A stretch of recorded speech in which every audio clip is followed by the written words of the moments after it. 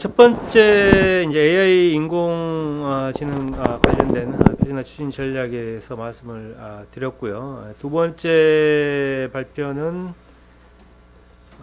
DNA 생태계 기반 구축을 위한 5G 표준화 추진 전략에 관련돼서 에릭슨 LG의 이제 박병성 수석께서 발표를 해주실 생각입니다.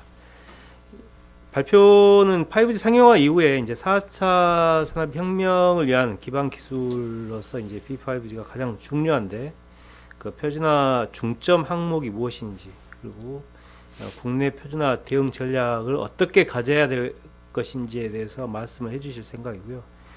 잠깐 프로필에 대해서 말씀을 드리면 현재 에릭슨 LG에서 그 수석 네트워크 컨설턴트로 활동하고 계시고요. 아울러 지금 관련된 5G 포럼이라든가 TTA 표준화위원회 위원으로서 여러 가지 활동을 해주시고 있습니다. 박수님 발표 부탁드리겠습니다. 네, 감사합니다. 방금 소개받은 에릭슨 LG의 박병성입니다. 제가 오늘 소개드릴 내용은 DNA 생태계 기반 구축을 위한 5G, B5G 표준화 전략이 되겠습니다. 저희 나라에서 이제 5G를 2019년 4월에 이제 세계 최초의 상용화에 성공한 바가 있었는데요. 저희가 이제 5G를 상용화하기까지 ITU에서의 어떤 비전론이라든가 3GPP와 같은 사실표준단체 이제 표준 활동을 통해서 그 적극적인 그런 표준 활동을 통해서 5G 세계 최초 상용화에 이제 성공한 바 있다라고 말씀드릴 수가 있겠고요. 본 행사에 이제 1일차에서 그 LG전자 윤영우 수석연구위원께서도 발표가 있으셨지만, 현재 이제 3GPP에서 이제 5G 표준화 논의가 ITU 서브미션이 되는 이제 릴리즈 16을 마치고 어떤 다른 산업군으로의 어떤 그 확장을 위한 비욘드 5G 표준이 이제 시작된 시기가 되었다고 볼 수가 있습니다.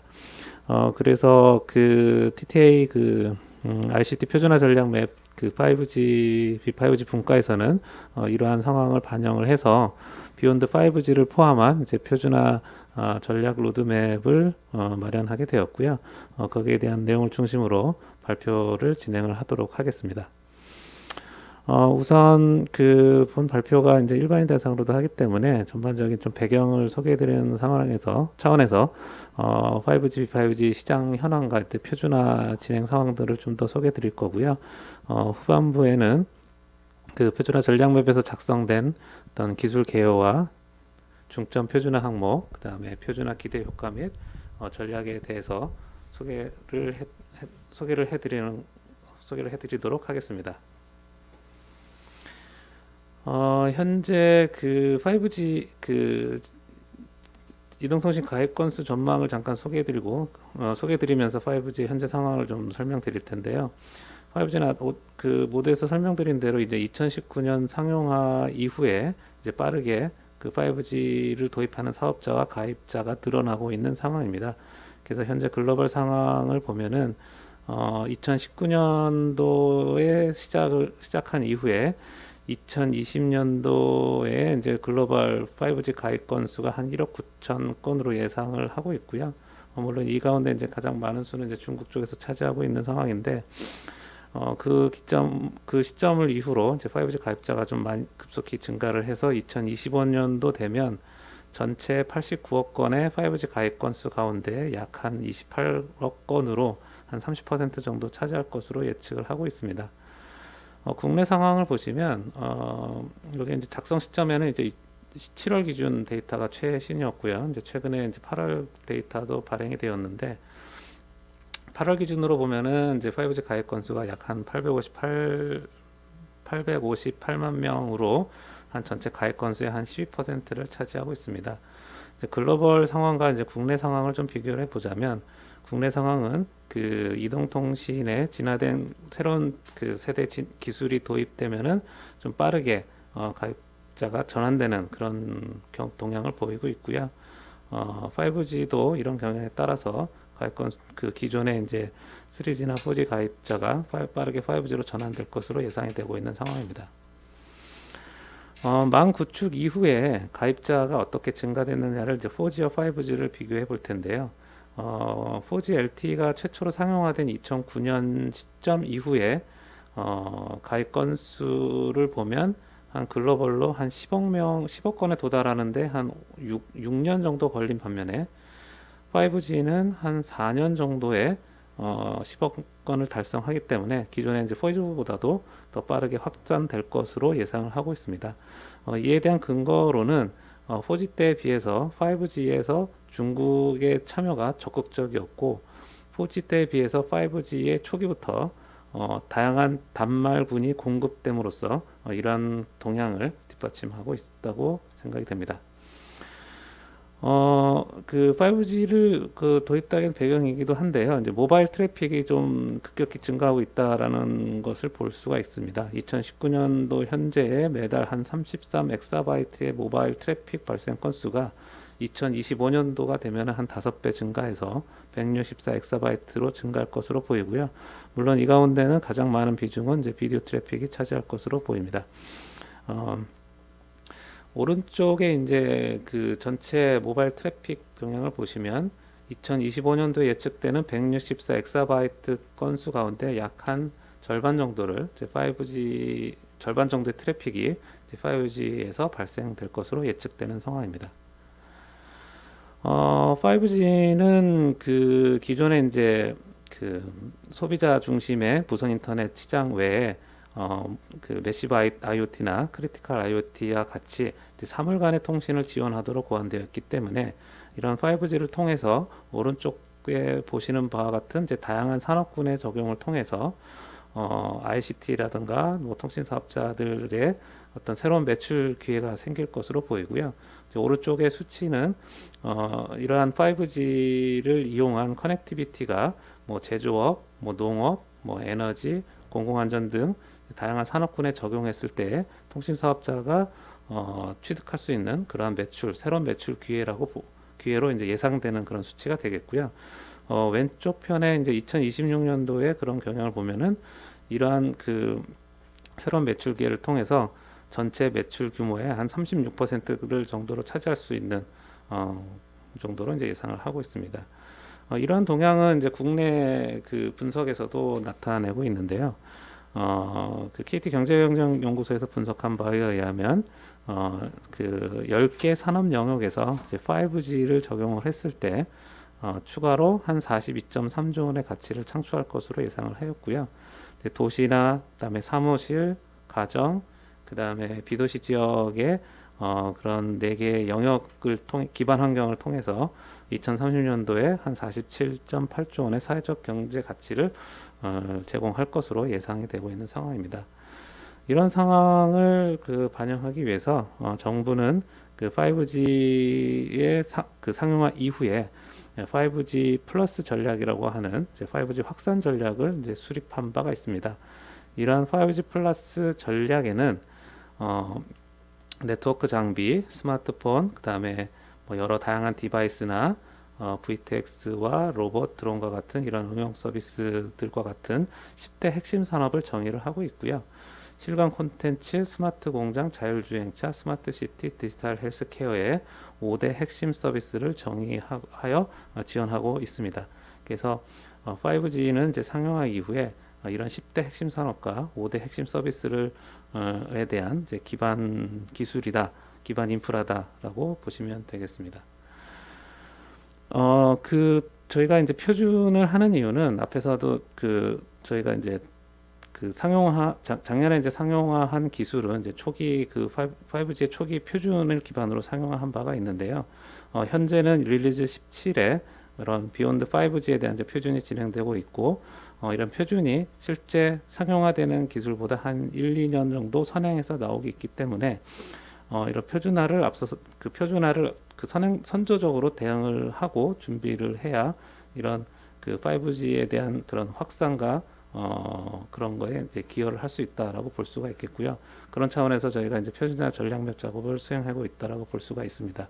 그래서 향후에 진행되는 이제 5G 표준화 일정을 소개해드리고 지금 현재 어느 시점에 와 있는지를 좀 살펴보고자 합니다. 본표는 그 지난 7월에 삼성 리서치에서 발행한 이제 6G 비전 그 화이트 페이퍼에 작성된 내용인데요. 지금까지 이제 3G부터 시작을 해서 5G가 이를 때까지 이제 표준화 과정을 나타내고 있고요. 그래서 맨 아래쪽이 이제 3G에 해당되는 이제 표준화 일정이 되겠는데, 1985년도에 이제 그런 논의가 시작이 돼서 한 2000년도에 표준화 완성 및 이제 상용화 장비가 공급이 된다라고 보면 3G 때는 약 15년 정도의 어떤 사이클이 걸렸다라고 볼 수가 있겠고요. 비슷한 사이클로 해서 이제 4G가 한 12년 정도 걸린 부분이 있고, 이번에 상용한 이제 5G는 2012년도에 이제 비전 논의를 시작으로 해서 2020년도에 이제 표준이 완성되는 일정이 있기 때문에 점점 더 그런 그 표준과 그 상용화되는 이제 사이클이 좀 단축되고 있는 상황입니다. 그래서 이 부분이 이제 6G로 가게 되면은 비슷한 그 사이클로 해서 약 한 2028년도에 그 6G에 대한 이제 표준이 나올 것으로 이제 여기서는 예상을 하고 있고요. 그 3일차에 이제 RRA에서 그 ITU 쪽 동향을 발표를 했을 때는 한 비전의 그 ITU 쪽에서의 비전 논의가 2021년도부터 시작을 해서 진행을 할 것으로 예상하고 있기 때문에 한 2028년도 또는 2029년, 30년 정도가 6G가 완성되는 상황이라고 보시면 현재부터 그 시점까지는 이제 비욘드 5G에 대한 논의가 될 것이다라고 예상을 할 수가 있겠습니다. 저희 이제 그 5G에 대한 그런 그 사실 표준은 3GPP에서 제공하는 그 5G NR 표준을 기반으로 하고 있고요. 그래서 현재 올해 완성된 릴리즈 16 표준이 그 ITU-R의 IMT 2020 후보 기술로 제출된 표준이라고 한다면, 올해부터 본격적으로 논의가 시작되는 이제 릴리즈 17부터는 5G 이볼루션에 대한 그런 표준 기술이 될 것이라고 볼 수가 있겠고요. 통상 그 릴리즈당 15개월의 라이프 사이클과 그다음에 ITU에서 그 6G에 대한 논의가 시작되는 그런 과정을 보시면 뭐 현재는 그 3PP에서 이제 비대면 회의로 진행되고 있기 때문에 뭐 릴리즈 16이나 17이 이제 그 계획했던 것보다는 좀 지연된 상황이긴 하지만 비슷한 사이클로 보면은 한 2028년도가 도래하는 릴리즈 21이나 22 정도가 6G에 대한 이제 표준에 대한 그 표준이라고 본다면, 현재 진행되는 이제 17부터 한 20 정도까지는 이제 비욘드 5G라고 보실 수가 있을 것 같습니다. 과거에도 그렇지만은 그 어떤 표준 세대에 대한 어떤 표준이 완성이 되면 그 기술에 대한 어떤 개선이나 보완 작업뿐만이 아니라 어떤 새로운 시장 요구사항을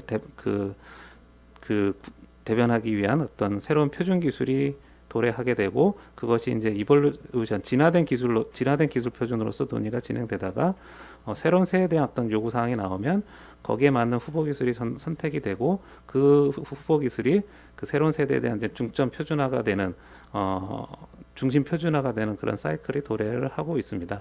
그래서 현재 진행되는 이제 표준화 상황을 보시면 향후 이제 진화된 표준이나 다음 세대 이제 표준에까지도 보실 수가 있게 되겠고요. 저희 이제 표준화 전략 맵 분과에서 이제 그런 작업을 하고 있다라고 보시면 되겠습니다. 그래서 현재 진행되고 있는 이제 그 3GPP 5G의 이제 주요 기술들을 보시고, 그다음에 현재 마련되는 이제 중점 표준화 항목을 보시면은 좀 더 그런 연결고리를 보실 수가 있을 것 같고요. 그 릴리즈 16이나 릴리즈 17에 대한 이제 주요 기술은 그 1일차에 진행됐던 그 항목에서 자세히 소개가 되어 있으니까 그걸 또 참조를 하시면 될 것 같고, 키포인트는 이제 릴리즈 16에서는 이제 15에서 마련된 그 초기 그 5G NR 표준에 대한 어떤 개선 작업뿐만 아니라 어떤 그 다른 산업군으로서의 확장을 하기 위한 이제 새로운 표준 기술이 이제 도입이 시작되는 그런 시기였고, 뭐 IAB나 비면화 대역, 그다음에 IIoT, VTEXA 같은 그런 기술 표준 논의가 시작이 되었고요. 그다음에 그 올해부터 이제 시작되는 이제 릴리즈 17 같은 경우도 16까지 진행이 됐던 그런 그 표준에 대한 어떤 개선과 그 정교하는 작업, 그런 부분들 외에 어떤 새로운 기능들을 좀 더 확장을 하는 그런 부분이 되겠습니다.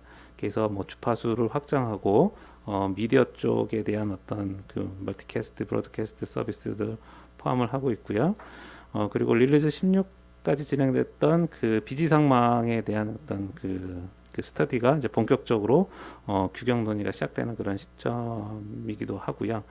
그다음에 이제 XR로 대변되는 그 서비스에 대한 그런 그 새로운 뭐 평가 작업 것들이 이제 시작이 되는 그런 상황이었습니다. 그리고 릴리즈 17에는 그 Reduced Capability NR 디바이스라고 해서 기존에 이제 그 LPWA보다는 좀 더 많은 성능을 내는 그런 한 중급 정도의 복잡도를 가지고 또 웨어러블 디바이스나 다양한 산업군에 적용하기 위한 그런 그 NR 디바이스에 대한 논의가 릴리즈 17에서도 소개되고 있는 상황입니다. 그래서 그 릴리즈 17 이후에 이제 그런 진화된 이제 5G 표준들은 기존에 만들어진 이제 5G 표준을 좀 개선하는 작업들은 꾸준히 진행이 되면서 오른쪽 표와 같은 어떤 다양한 산업군의 요구사항에 맞는 그런 표준들이 계속 소개되면서 이제 6G로 진화해가는 그런 모습을 보일 것으로 이제 예상을 하고 있습니다. 그래서 저희 그 5G, B5G 5G 기술을 요 네모 박스에 쳐 있는 것 같이 정의를 한 바 있습니다. 5G, 5G는 이제 방대한 데이터를 아주 빠르게 전송하고 실시간으로 모든 것을 연결하는 4차 산업혁명의 핵심 인프라로 실감 콘텐츠, 스마트 공장, 자율주행차, 스마트 시티, 디지털 헬스케어 등 5G 기반의 다양한 융합 서비스를 가능해 하는 유무선 통신 기술이다라고 정의를 하고 있고요. 올해 6월에 발표한 디지털 뉴딜 산업의 그 4개 분과 가운데 DNA 생태계 강화 쪽에서의 그런 핵심 인프라를 제공하는 그런 기술이다라고 소개해드릴 수가 있겠습니다. 그래서 현재 진행되는 이제 표준화 상황을 통해서 저희가 또 중점적으로 살펴볼 표준화 중점 항목들을 여러 전문가들과 같이 저 분과에서 정의를 해서 본 그림과 같이 이제 기술 개요도를 이제 작성을 하게 되었습니다. 우선 이제 무선 기술상에서 보면 전통적으로 사용했던 어떤 그 ENBB 무선 활용 기술에 대한 어떤 개선된 사항들, 그 다음에 밀리미터 웨이브 대역을 활용하는 광대역 송수진 기술을 포함을 하고 URLC와 5G IoT 기술 표준을 중점 표준 항목에 포함시켜서 5G가 지향하는 ENBB, URLC, 그 다음에 MMTC의 큰 세 가지 유스 케이스를 지원하도록 저희가 설정을 했고요. 그 외에 이제 다른 서비스를 확장을 위한 어떤 IAB라든가 그 다음에 공장 자동화를 위한 IIoT 무선 기술, 그 다음에 그 저복잡도 단말 무선 접속 기술 표준과 비면화 대역이나 주파수 활용하는 기술을 무선 기술 파트 쪽에서의 중점 표준화 항목으로 설정을 하였습니다. 그리고 이제 네트워크 단에서 보면은 네트워크 가상화나 유무선 통합 기술, 데이터 분석 및 네트워크 자동화 기술 표준을 중심으로 해서 네트워크 슬라이싱과 그다음에 그 MEC와 같은 엣지 컴퓨팅 기술, 그리고 버티컬 산업을 지원하기 위한 MPN 기술 표준을 포함시켰고요. 그 외에 그 초고밀집 환경에서의 네트워크를 지원하기 위한 이런 액세스 네트워크 기술과 그 다음에 현재 그 3PP의 그 표준 스코프는 아니지만 오랜을 중심으로 하고 있는 어떤 개방형 기지국 기술 표준도 네트워크 기술 분야의 중점 표준화 항목으로 선정을 하였습니다. 그리고 이제 사물 인터넷이 확장이 되면서 이런 사용 기기가 많아지기 때문에 이런 네트워크와 무선을 포함한 5G 보안 가이드라인을 저희가 이번부터 그 5G, B5G의 중점 표준화 항목으로 포함을 시켰고요. 이를 바탕으로 해서 V2X로 대변되는 뭐 인프라 차량과 네트워크 이동 차량과 또 차량과 같은 이런 V2X 기반 기술과 그 다음에 위치 기반, 그 다음에 그 혼합 현실 XR, 그 다음에 UAV, NTN과 같은 이제 서비스 지원 기술을 중점 표준화 항목으로 선정을 하게 되었습니다. 여기에 대한 내용이 이제 표로 정리가 되어 있는 상황이고요. 이와 같이 선정된 이런 중점 표준화 항목들은 앞에 5G 플러스 전략에서 정의한 이제 5개 핵심 서비스들을 지원하는데 핵심적인 역할을 할 것으로 저희가 이제 예상을 하고 있는 바입니다. 그래서 저희가 이제 올해 마련한 5G, B5G의 그 표준화 전략상에서의 표준화 비전은 저희가 이제 5G 때도 그렇고 이쪽 분야에서는 주도적으로 항상 주도적이고 선도적으로 그 대응을 해서 그 성공 사례가 있기 때문에 5G 이후에도 이제 지속 확산 공략으로 이제 추진 전략을 세웠고 5G 및 B5G 이동통신 국제표준 선점으로 세계 시장 및 기술 주도권 확보하는 것을 목표로 하고 있습니다. 이를 통해서 저희는 이제 국제표준 경쟁력을 강화를 하고요. 그다음에 5G 기반의 버티컬 신산업이 창출이 되면 중소기업 산업 기회가 확대되기 때문에 중소기업 경쟁력도 강화할 수 있을 것으로 보입니다. 또한 이를 통한 이제 고신뢰성 초연결 통신 기술로 안전한 사회 구축도 가능할 것이고요.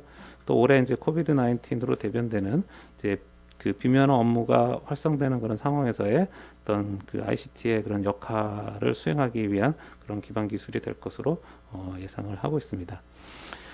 5G는 저희가 이제 세계 최초로 이제 상용화를 하고 이런 그 지속적으로 주파수를 공급을 하고 있기 때문에 굉장히 좀 그 유리한 그런 상황에 있다라고도 볼 수가 있겠고요.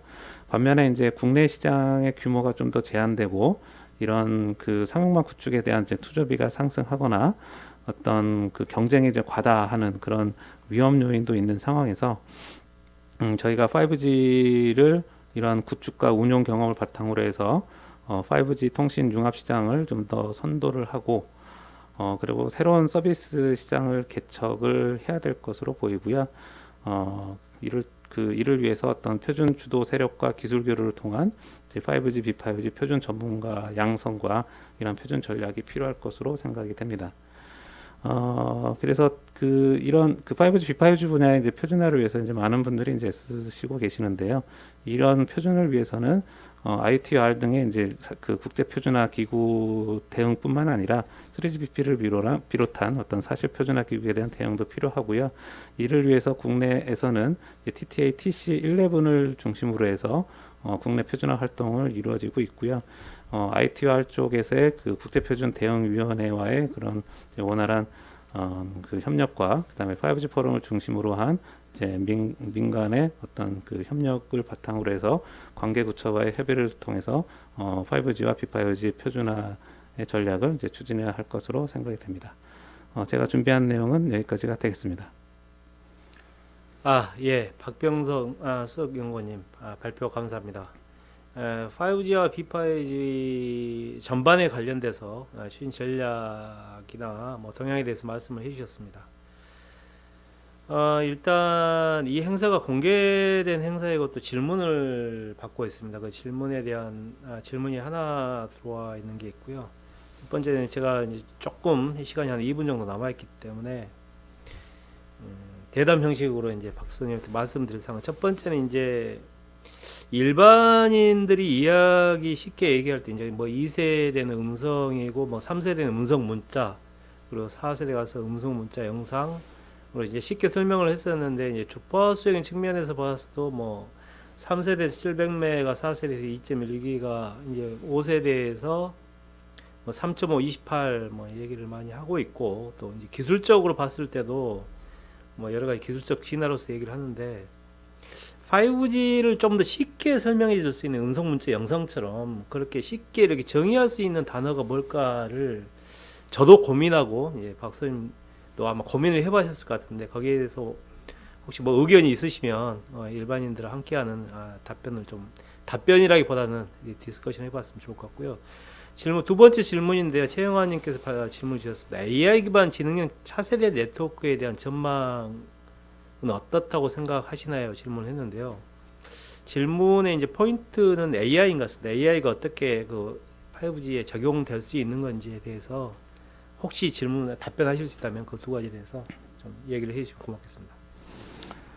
네, 그 첫 번째 질문에 대해서 이제 5G의 그 기존 세대와는 다른 가장 큰 특징이라고 한다면 그 IoT 쪽에서 이제 확장이라고 볼 수가 있겠고요.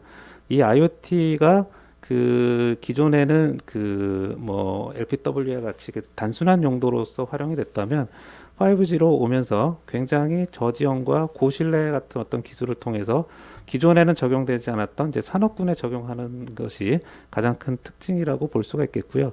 그런 관점에서 이제 주파수와 또 연관이 지은다면은 그 어떤 일반 그 공장에서 적용된다는 사례, 공장이나 어떤 자동차 쪽에 응용이 된다는 상황에서 보면 어떤 부분에서는 굉장히 빠른 저지원과 고속의 그 전송 속도가 요구되는 부분도 있는 반면에 어떤 물류나 그런 모니터링 쪽에서는 좀 더 낮은 속도와 좀 더 커버리지가 필요한 그런 부분들이 될 수가 있습니다. 그래서 5G를 위해서는 어떤 특정한 주파수 대역이 요구된다라기보다는 저대역과 중대역 그리고 고속을 낼 수 있는 고대역까지 이게 그 아울러져야 진정한 이제 5G를 구축이 될 수 있겠다라고 좀 말씀드릴 수가 있겠고요. 그다음에 이제 두 번째 질문에 대해서는 그 AI 관련돼서도 현재망에 적용하려는 노력들은 많이 있습니다. 그 이유는 뭐냐면 이게 망이 그 주파수가 많아지고 망의 복잡도가 증가하면서 이제 관리가 되게 어려운 그런 부분들이 있겠고요. 그런 부분들에서 이제 일부 그 AI 같은 기술들이 적용하려는 그런 시도들이 있는 상황이고요. 이걸 한 발 더 나아가서 어떤 그 엔드투엔드 네트워크 전반단에서의 이제 AI를 적용하기 위한 노력은 이제 어떤 6G 비전에서 포함되어서 좀 더 구체화될 것으로 생각이 됩니다. 예, 감사합니다. 박소님 감사드립니다. 네. 다시.